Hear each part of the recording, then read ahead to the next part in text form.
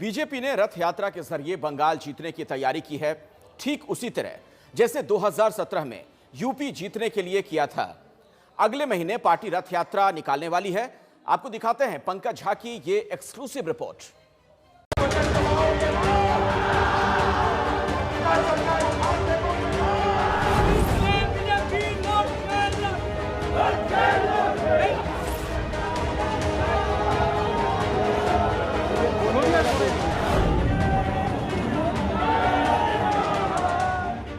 बंगाल की धरती पर बीजेपी के नेता दिन रात रैली और रोड शो करके ममता बनर्जी की सरकार के खिलाफ माहौल बनाने में जुटे हैं।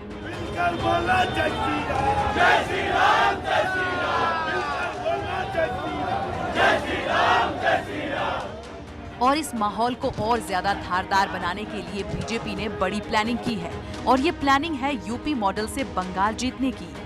यूपी मॉडल में पार्टी ने सबसे पहले राज्य के 4 अलग अलग कोनों से रथ यात्रा निकाली थी। नाम दिया गया था परिवर्तन यात्रा।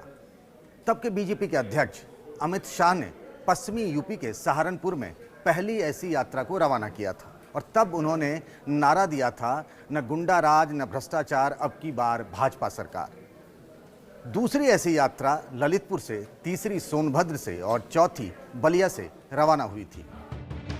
ये तस्वीरें उसी साल की हैं। प्रधानमंत्री नरेंद्र मोदी से लेकर बीजेपी के तत्कालीन अध्यक्ष अमित शाह ने परिवर्तन का नारा देकर देश के सबसे बड़े प्रदेश को जीतने के लिए ताकत झोंक दी थी। लखनऊ में 2 जनवरी 2017 को खुद पीएम नरेंद्र मोदी ने परिवर्तन यात्रा का रैली के जरिए समापन किया था, लेकिन रैली से पहले रथ यात्रा ने राज्य में बीजेपी के पक्ष में और अखिलेश के खिलाफ माहौल बना दिया था। यूपी की तरह ही बीजेपी ने भी अब बंगाल में ऐसी परिवर्तन रथ यात्रा शुरू करने का फैसला किया है।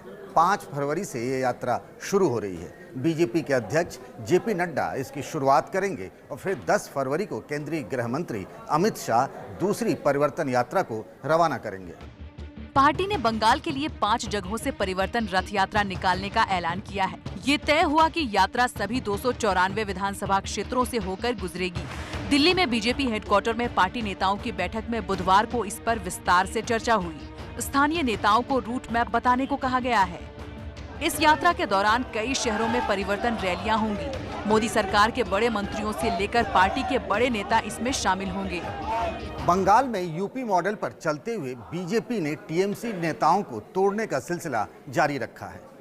ममता बनर्जी के करीबी रहे शुभेंदु अधिकारी समेत टीएमसी के कई विधायक भी बीजेपी में शामिल हो चुके हैं और कई और भी बीजेपी कैंप में आने वाले हैं। यूपी में भी इसी तरीके से बीजेपी ने विपक्षी कैंप के कई बड़े नेताओं को शामिल कराया था। इससे ये मैसेज आता है कि विपक्षी कैंप में खलबली मची हुई है। यूपी चुनाव के दौरान पार्टी अध्यक्ष रहते अमित शाह ने मंडलों में जाकर बूथ कार्यकर्ताओं के साथ बैठक की थी। ये मीटिंग तो कभी कभी सवेरे 3 बजे तक चला करती थी। ठीक ऐसा ही जेपी नड्डा बंगाल में भी कर रहे हैं।